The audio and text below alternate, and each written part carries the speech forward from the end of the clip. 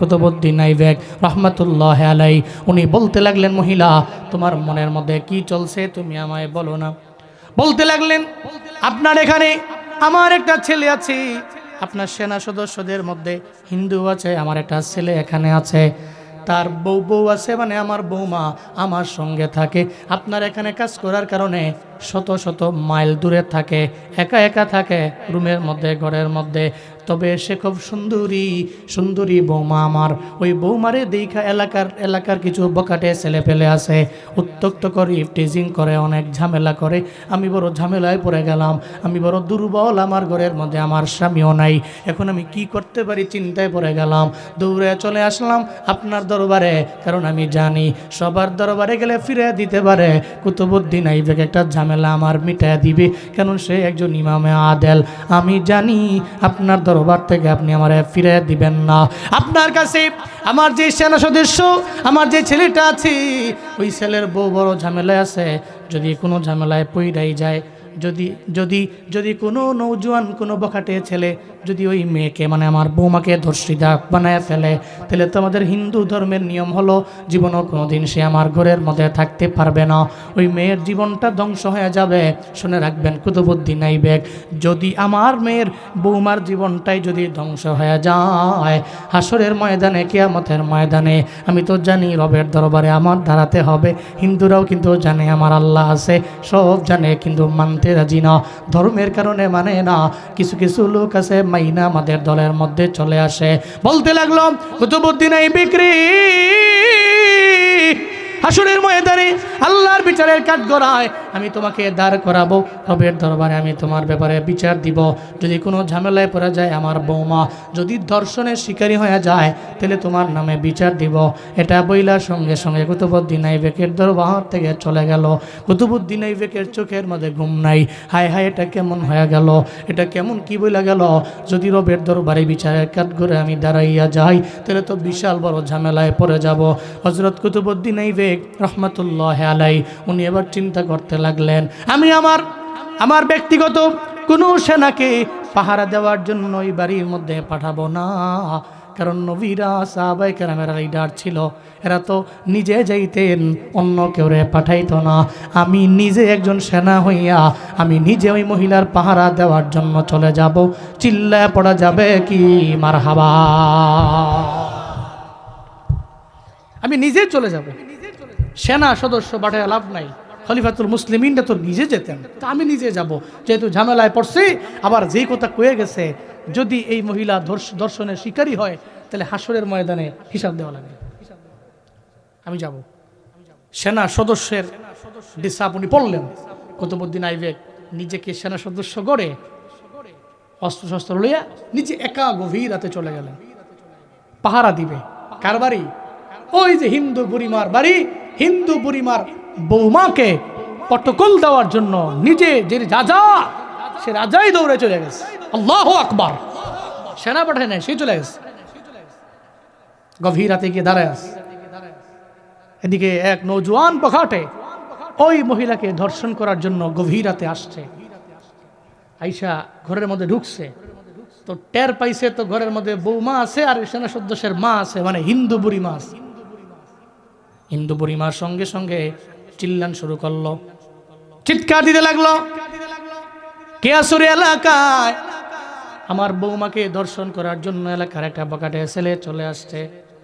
আমি জানি আমার ঝামেলায় কেউ নাই, তবে কুতুবউদ্দিন আইবেকের খবর আছে। কুতুবউদ্দিন আইবেক যদি আজকে যদি আমার কথা মাইনা যদি এই দর্শককে বিচার করতে না পারে, তাহলে তো কিয়ামতের ময়দানে আল্লাহর কাছে বইলা দিব, কিয়ামতের ময়দানে আল্লাহর কাছে বইলা দিব ঝামেলা আছে। কুতুবউদ্দিন আইবেক তো আদেল হতে পারে নাই, সে একটা মুসলিমদের নিরাপত্তা দিল, কিন্তু আমি হিন্দুরে নিরাপত্তা দিতে পারলো না, আমার বৌমারে নিরাপত্তার মধ্যে দিতে আনতে পারলো না, প্রটোকল দিতে পারলো না। কুতুবউদ্দিন আইবেক আসরের ময়দানে রব রে বইলা দিব।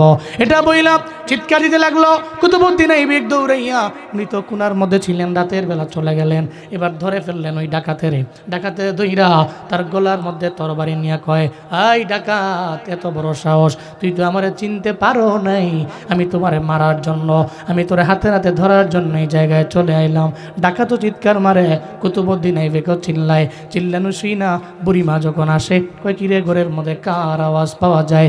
বুড়িমা এসা দেখে রে জমিনের অন্য কোনো সেনা না, বরং এই জমিনের রাজা যিনি, এই এলাকার রাজা যিনি, কুতুবউদ্দিন আইবেক তরবারি নিয়ে দাঁড়ায় আছে।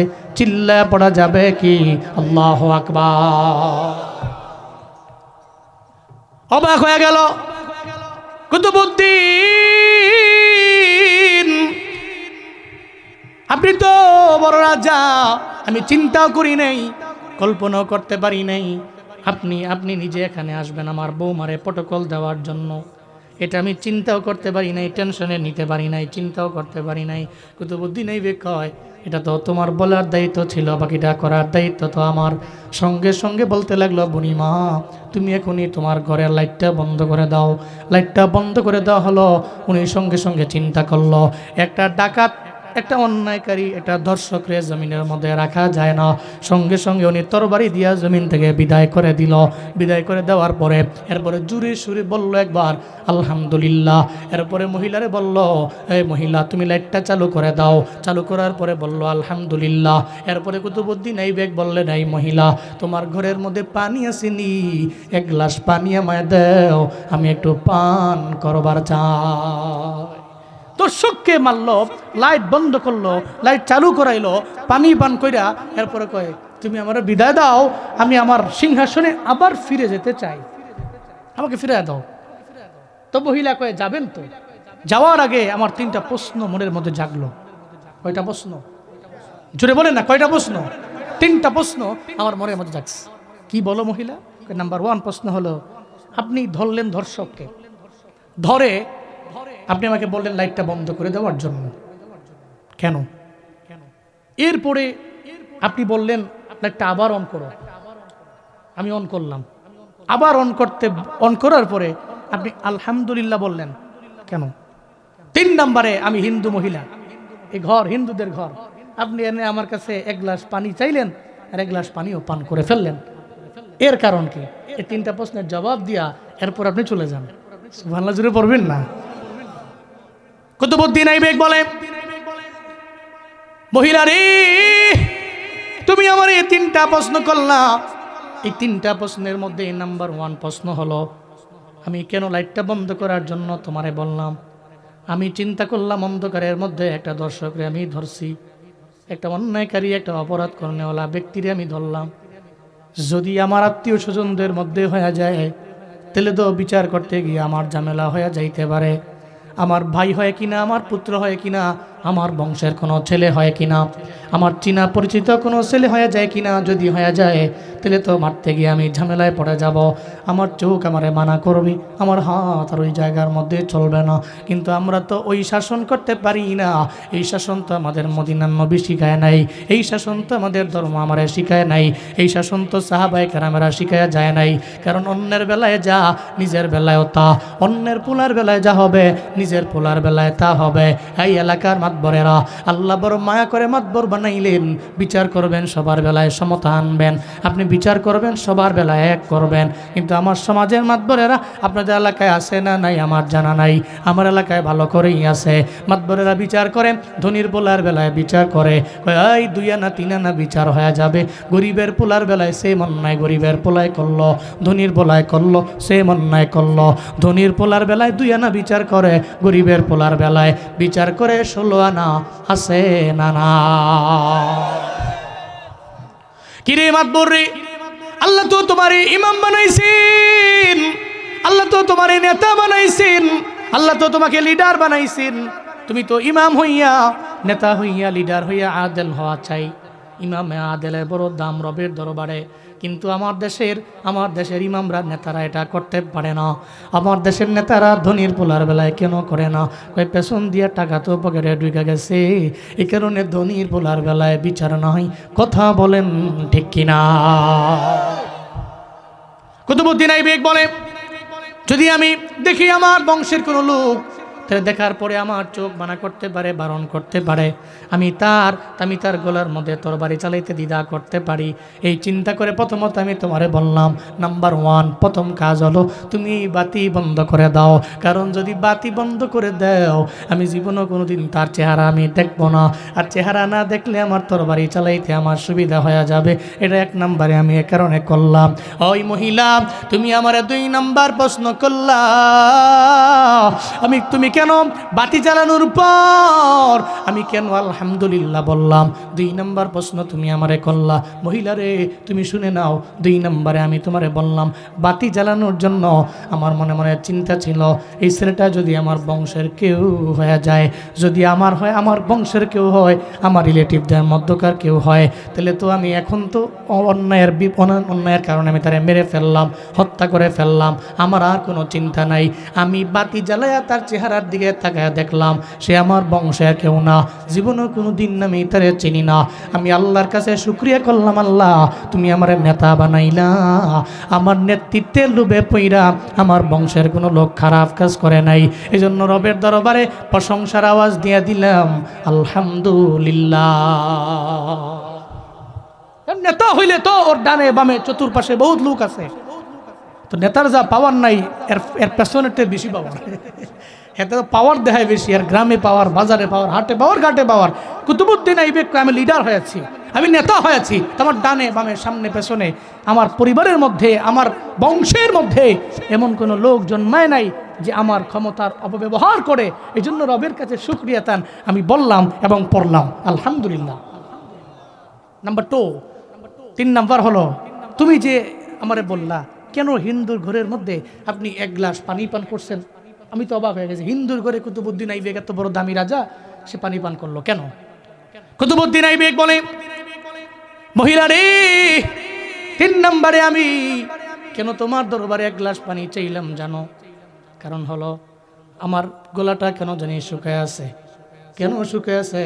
কদিন যে তুমি আমার দরবারে গেছিলা, আসার সময় তুমি আমারে বলছিলা, কুতুবুদ্দিন আইবেক যদি আমার বৌমাটা ধর্ষণের শিকার হয়ে যায় তাহলে তো ঝামেলা হয়ে যাবে, হাসরের ময়দানে রবের দরবারে বিচারের কাঠগড়ে আমি আপনার নামে বিচার দিয়ে দিব। আমি কুতুবুদ্দিন আইবেক জমিনের মধ্যে সাধারণ একটা রাজা, আল্লাহ তো আমার রাজা, আমার মালিক, আমার বাদশাহ, রাজা ধীরাজ হলেন আমার আল্লাহ।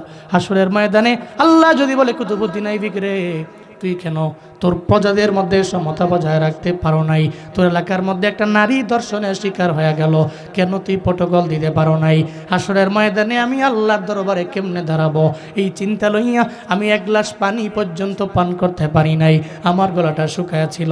আমি তোমার বৌমার ধর্ষণের বিচার কইরা তারে মারার পরে এরপরে আমি চিন্তা মুক্ত হয়ে গেলাম, আল্লাহর বিচারের কাঠগড়ায় তো আর আমার দাঁড়ানোর কোনো ভয় নাই। এই কারণে তোমার ঘর থেকে আমি 1 গ্লাস পানি পান করে নিলাম। চিল্লা পড়া যাবে কি সুবহানাল্লাহ? আরো জোরে আল্লাহু আকবার। কি ভয়, আল্লাহর দরবারে দাঁড়াবো কেমনে আমি, কি ভয়, আল্লাহু আকবার। ভয়টা কি? আল্লাহর দরবারে দাঁড়াইয়া তুমি যদি আমার নামে বিচার দাও তো রবের দরবারে কি বলবো? তোমার বৌমারে প্রটোকল দিতে পারি নাই, বলবো কি? এই চিন্তায় নিয়ে আমি 1 গ্লাস পানিও পান করি নাই, গলা শুকায় গেছে। তো এখন তো আর চিন্তা মুক্ত হয়েছি, এখন পানি পান করা যায়, পানি পান কইরা এখন আমার বিদায় দাও, আমি আমার রাজ সিংহাসনে চলে যাই। সুবহানাল্লাহ জোরে পড়বেন না? মুসলিমদের লিডাররা এমন হওয়া চাই। আল্লাহ আমার দেশে এমন নেতা পয়দা করুন। জোরে পড়ে না আমিন। আমরা দোয়া করতে পারি, বাকিটা পূরণ করার মালিককে, পড়ে না মালিককে।